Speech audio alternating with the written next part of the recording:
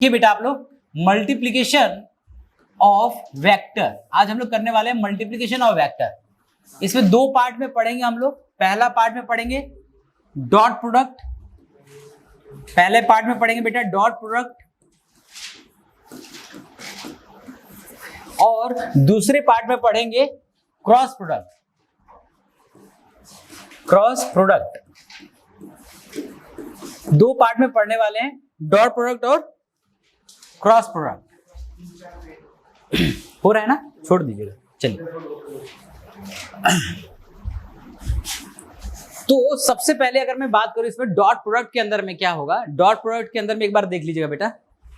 देखो अभी तक हम लोगों ने जो सीखा है ना, उसके अंदर में ऐड कैसे करते हैं, सब्ट्रैक्ट कैसे करते हैं, ये सीखा है बेटा, आपका छूटा हुआ है। और यहाँ पे अगर हम लोग बात करें तो आप डॉट प्रोडक्ट की बात करते हैं, तो डॉट प्रोडक्ट में सबसे पहले लिखेंगे आप डॉट प्रोडक्ट, प्रोडक्ट लिखेंगे आप डॉट प्रोडक्ट। एक्चुअली में डॉट प्रोडक्ट का एक और नाम होता है जिसको हम लोग बोलते हैं scalar product.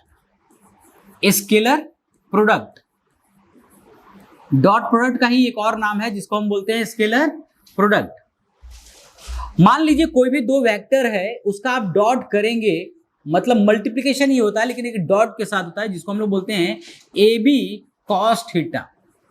This is the definition of dot product. तो आप इसको लिख लीजिए, पहले फर्स्ट पॉइंट में इसका पॉइंट करके लिखिएगा, A dot B is equal to A B cos theta. A dot B is equal to A B cos theta. इसको एक और फॉर्म में लिखा जाता है, उसको भी लिख लीजिएगा, vector A dot vector B is equal to vector A का मॉड वेक्टर बी का मॉड कॉस थीटा। ये आपको लिखनी है, ठीक है।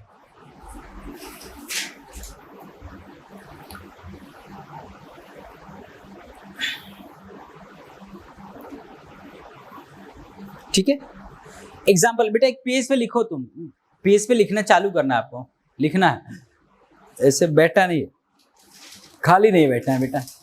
चलिए एग्जाम्पल, एक एग्जाम्पल लिखते हैं।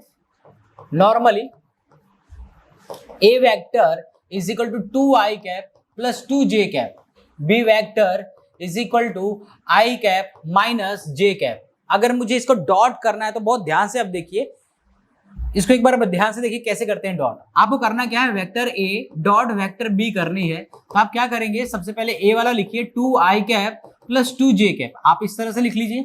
डॉट करेंगे i cap minus j cap, आप इस तरह से लिख लीजिए, ठीक है भाई।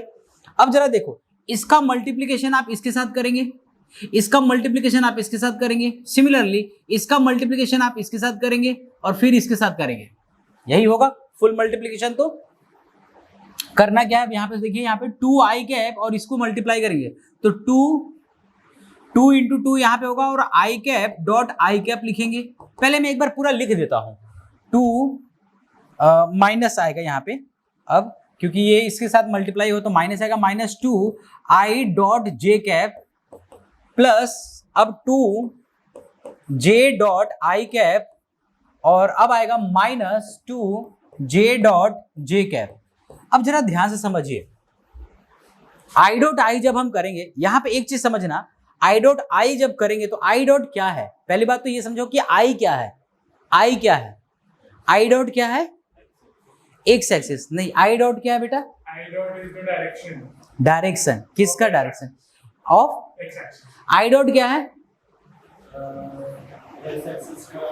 आई डॉट को हम ऐसा बोलेंगे, देखो सही बोल रहे हो, आई डॉट एक डायरेक्शन एक्स एक्सिस में, लेकिन हम इसको बोलेंगे आई dot is a unit vector. क्या बोलेंगे, यूनिट वेक्टर। आई डॉट क्या है, यूनिट वेक्टर। जब I dot to I dot अगर आप मल्टीप्लाई करेंगे तो आप लिखेंगे, यहाँ पे आई डॉट आई को मल्टीप्लाई कर रहे हैं तो आप लिखेंगे I cos theta. Now theta जो होगा ये भी एक्स एक्सिस को रिप्रेजेंट कर रहा है, ये भी एक्स एक्सिस को रिप्रेजेंट कर रहा है, तो दोनों एक्स एक्सिस को रिप्रेजेंट कर रहा है, तो थीटा क्या होगा यहाँ पे 0 डिग्री। ये बात समझ में आ रहा है क्या बेटा, दोनों एक्स एक्स को रिप्रेजेंट कर रहा है, दोनों एक्स को रिप्रेजेंट कर रहा है, आई भी एक्स को रिप्रेजेंट कर रहा है, ये भी। तो जब दोनों को मल्टीप्लाई करेंगे तो इस फॉर्मूले के हिसाब से मुझे कॉस थीटा लिखनी चाहिए। तो कॉस थीटा का मतलब क्या, theta is angle between A and B vector. वैसे ही यहाँ पे इनके बीच का एंगल 0 डिग्री होगा, अगर 0 डिग्री है तो इट बिकम्स क्या होगा 1, क्या होगा बेटा 1। चूंकि इसका मैग्नीट्यूड 1 1 है तो हम इसको इस तरह से लिख सकते हैं। तो अब इनका मल्टीप्लिकेशन क्या होगा 1। तो यहां पे मैं लिखूंगा इसका आंसर, अगर मैं लिखना चाह रहा हूं यहां पे तो मैं लिखूंगा 2 माइनस, अब यहां पर देखो आई डॉट जे करेंगे, तो अब आई डॉट जे करेंगे तो आई का मल्टीप्लिकेशन जे के साथ कर रहे हैं, तो आई हो गया एक्स में और जे हो गया वाई में, तो इन दोनों का मल्टीप्लाई करेंगे तो इनके बीच में एंगल कितना रखेंगे 90 डिग्री। आई हो गया एक्स में और वाई हो गया जे कैप हो गया वाई में, तो दोनों के बीच में एंगल कितना 90 डिग्री। तो cos 90 की वैल्यू अगर आप रखेंगे तो क्या होगा 0 डिग्री, तो क्या ये 0 हो जाएगा। अच्छा सिमिलरली यही कॉन्सेप्ट से 0 होगा, तो अगर ये दोनों तो टर्म 0 हो गया, यहां पे अब एक और टर्म आ रहा है -2 J cap J dot J cap, it becomes again 1, तो यहां पे होगा 2 - 2, यहां पे क्या बन जाएगा 0। इसका आंसर क्या होगा बेटा 0। इसको आप कॉपी कर लीजिए, उसके बाद फिर अपन क्वेश्चन करेंगे। पहले तो एक एग्जांपल कॉपी कर लीजिए, उसके बाद फिर कुछ नोट पॉइंट में करके लिखवाएंगे, उसके बाद फिर अपन आगे चलेंगे। जल्दी फटाफट करिए बेटा, फटाफट।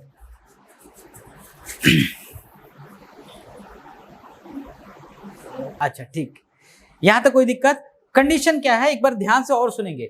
आप यहां पे आई डॉट आई लिख रहे हैं तो इट बिकम्स 1, क्यों हो रहा है क्योंकि इसका मैग्नीट्यूड यहां पे 1, इसका मैग्नीट्यूड यहां पे आप इनके इसको यहां पे लिख रहे हैं cos 0 डिग्री, तो cos 0 डिग्री की वैल्यू 1 होती है, इसलिए पूरी वैल्यू यहां पे क्या हो रहा है 1 हो रहा है। सिमिलरली j डॉट j क्या होगा 1 होगा, k डॉट k क्या होगा 1 होगा, इसमें कोई दिक्कत। एंड अगर आप किसी के साथ और करेंगे तो 0 हो जाएगा, आप किसी के साथ और कर लीजिए तो हमेशा 90 डिग्री बनेगा, इसलिए वो 0 हो जाएगा, इसमें कोई दिक्कत नहीं। तो ये सिंपल आपको ये समझना है। आप चाहें तो एक अलग से नीचे नोट पॉइंट करके भी लिख लीजिएगा कि इसको हम इस तरह से करते हैं।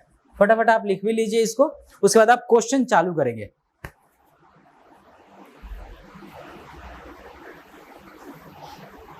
सेम के डॉट के साथ क्या होता है 1 होता है, और क्रॉस के साथ हम लोग अभी आगे बात करेंगे, लेकिन डिफरेंट के साथ यहां पे 0 होता है।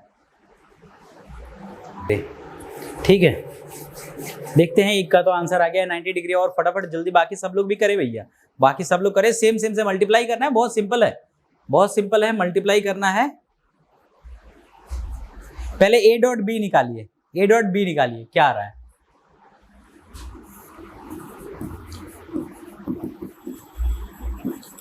वेक्टर a को हम मान लेते हैं -2i cap plus 3j cap, ये j कैप है बेटा, j कैप है, 3j cap plus k cap, and b vector जो है वो है i cap plus 2j cap -4k cap. अब इनको डॉट करना है, डॉट करेंगे तो बहुत सिंपल से आप यहीं से डॉट कर दीजिए, मल्टीप्लाई कर दीजिए, तो सिंपल क्या बनेगा यहाँ से -2 प्लस 6 और -4, तो यहाँ से कितना आ रहा है, आप सिंपल करेंगे तो यहाँ पे कितना आ रहा है 0 आ रहा है, तो a डॉट बी की वैल्यू 0 आ रही है। बात समझ में आ रही है क्या बेटा, ये सबका समझ में आ गया। अब जरा थोड़ा सा और आप देखिए, अगर आपको ये 0 आ रहा है तो इसका मतलब a dot B is equal to A B cos theta होता है, इसका मतलब cos theta is equal to a dot B upon में ए बी। तो अब यही वाला टर्म 0 है, तो क्या पूरा cos थीटा 0 नहीं हुआ, और अगर cos थीटा 0 हुआ तो थीटा 90 पे होना चाहिए, तो this is our answer 90 degree, option B. Clear है क्या सबको, क्लियर है क्या सबको।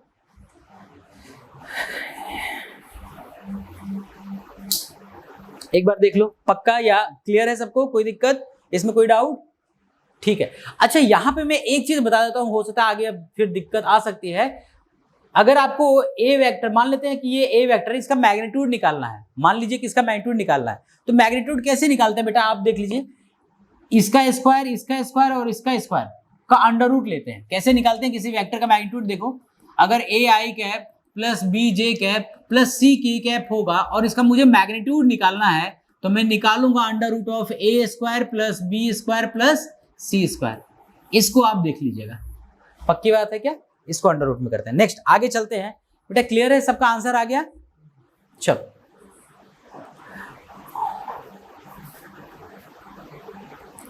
ये अच्छा क्वेश्चन है, क्वेश्चन करिए, ये अच्छा क्वेश्चन है, ये वाला अच्छा क्वेश्चन है। Component of the vector A along vector B, along vector B क्या होगा? कंपोनेंट की बात कर रहे हैं।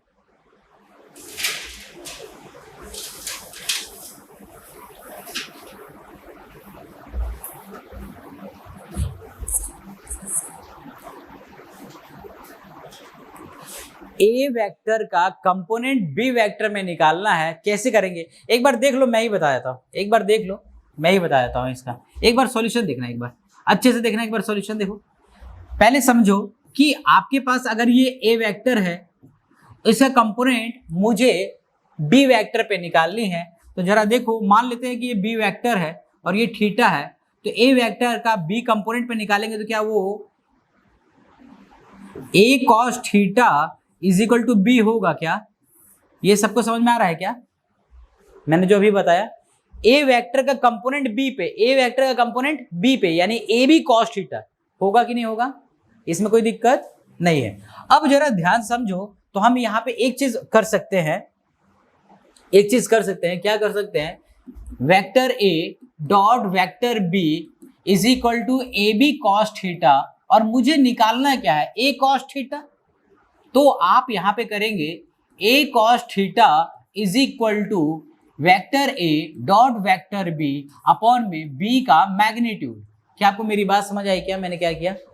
a cos थीटा निकालना था, तो मैंने क्या किया? Vector a dot vector b is equal to A B cos theta, तो a cos theta is equal to vector a dot vector b upon में b का मैग्नीट्यूड। तो इस फॉर्मूले पे रखना है। अब आप करें इसको, यहाँ पे फॉर्मूले पे रखेंगे तो क्या आएगा? वेक्टर a ये है, वेक्टर b ये है। अब इनको डॉट करना है, पहले डॉट करिए, उसके बाद b के मैग्नीट्यूड से डिवाइड करिए, और फिर मुझे आंसर बताइए कौन सा आंसर आ रहा है। जल्दी से बताइए, जल्दी से आंसर बताइए। 5/√2, ठीक है, एक का आंसर आ गया। और करें, फटाफट करो, अरे करो ना। a डॉट बी कर रहे हैं पहले, तो a डॉट बी करें, क्या आ रहा है? a डॉट बी करें, कितना आ रहा है? कितना आ रहा है? 5 आ रहा है। और मैग्नीट्यूड निकालिए, b का मैग्नीट्यूड निकालिए, b का मैग्नीट्यूड निकालिए, क्या आ रहा है? b का मैग्नीट्यूड कितना आ रहा है? a डॉट b आएगा 5, b का मैग्नीट्यूड कितना आ रहा है? √2, तो इट्स आवर आंसर √2। बहुत सिंपल सी बात है, आंसर इज a। क्लियर है क्या? क्लियर है क्या? कैसे कंपोनेंट लिए क्लियर है? किसी को डाउट है तो पूछ लो। क्या किया, एक बार फिर से देख लो। Component of vector a along the vector b, तो b को मैंने मान लिया b की तरफ, x एक्सिस की तरफ। इसका कंपोनेंट अगर इधर लेंगे तो a cos थीटा होना चाहिए। मुझे a cos थीटा की वैल्यू निकालनी थी, तो मैंने वहां से निकाल दिया। आगे चलते हैं।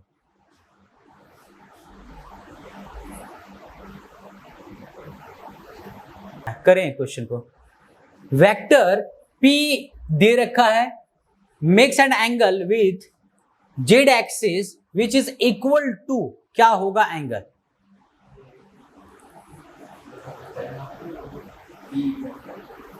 हाँ, p वेक्टर है, वेक्टर p है।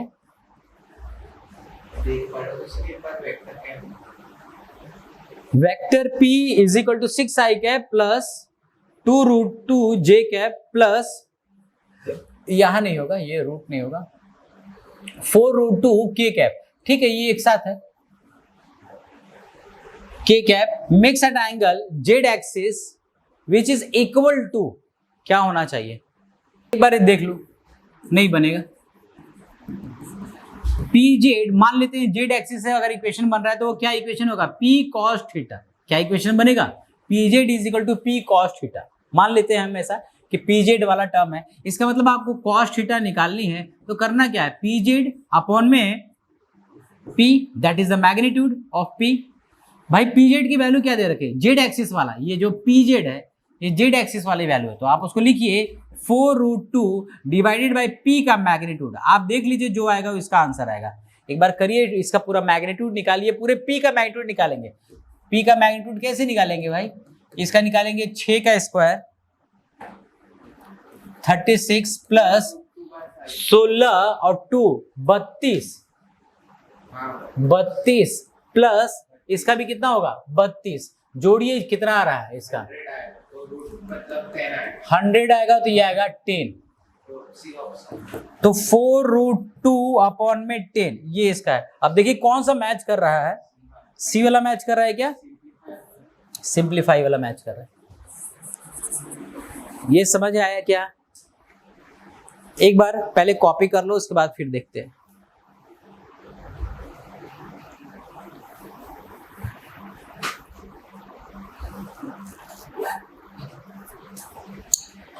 एक बार वापस देख लो, P वेक्टर जो है वो दे रखा था 6i cap plus 4√2j cap plus 4√2k cap makes an angle with Z axis is equal to, मान लेते हैं कि ये वाला जेड एक्सिस है और ये P है, तो P का जेड एक्सिस से जब आप निकालेंगे एंगल थीटा पे तो ये होगा पी जेड कॉस थीटा, यानी कि जेड वाला यही टर्म बनेगा।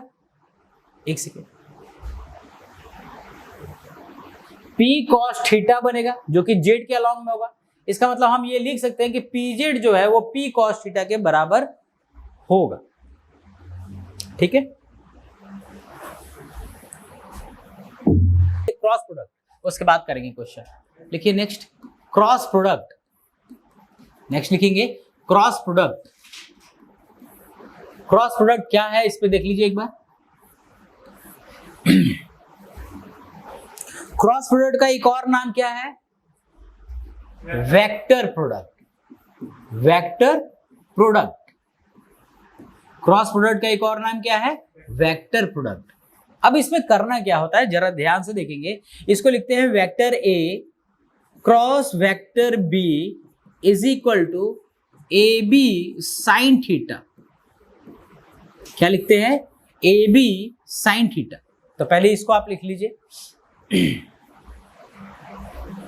पहले आप इसको लिख लीजिए। A cross B is equal to A B sine theta होता है। इसमें एक और तरह से लिख सकते हैं इसको, A cross B is equal to mod of B cos theta. Sine theta होगा ना, sorry sine theta, sine theta.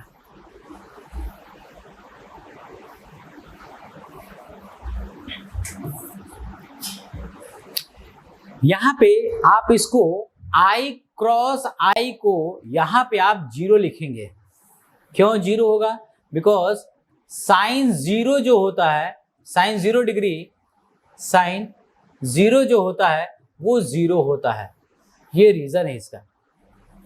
Similarly J cross J क्या लिखेंगे, 0 होता है। सेम रीजन के साथ K क्रॉस K लिखेंगे तो क्या होगा, 0 होगा, due to the same reason.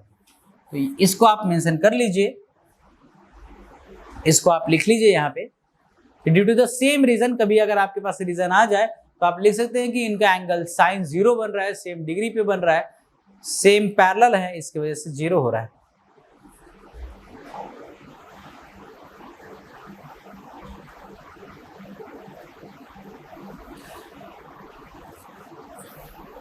आगे चलो, अगर आपके पास आ जाए I क्रॉस J करने के लिए तो क्या लिखेंगे यहाँ पे। तो इसको लिखने के लिए आप यहाँ पे छोटा सा एक टर्म करते हैं। मान लीजिए कि आपके पास यहाँ पे ये I है, यहाँ पे ये J है और यहाँ पे ये K है। अगर आप I क्रॉस J करेंगे तो इट बिकम्स K, यानी पॉजिटिव फॉर्म में। अगर क्लॉकवाइज चल रहा है तो पॉजिटिव और एंटी क्लॉकवाइज चल रहा है तो वो नेगेटिव होगा। बस आपको इस बात का ध्यान रखना है, क्लॉकवाइज चलेंगे तो क्या बनेगा, पॉजिटिव रिजल्ट के साथ आएगा, और एंटी क्लॉकवाइज चलेंगे तो ये बनेगा नेगेटिव के साथ।